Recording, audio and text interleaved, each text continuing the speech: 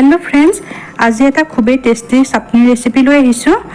তাৰ কাৰণে মোক লাগিব তিনিটা কাচকল আৰু এয়া দেখিছেনে কাচকল কেইটা ঠাৰি গুছাই এয়া মই ভালদৰে পানীৰে ধুই লৈছো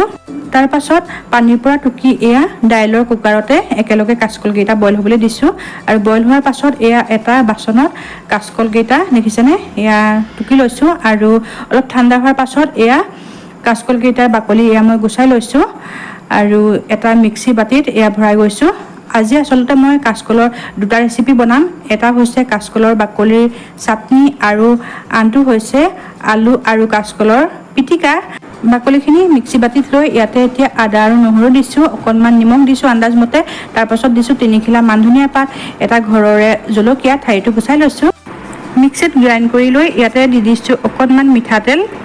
আৰু ৰেডি হৈ গ'ল আমাৰ কাচকলৰ বাকলিৰ টেস্টি আৰু হেলদি চাটনি ৰেচিপি আজিলৈ তেতিয়া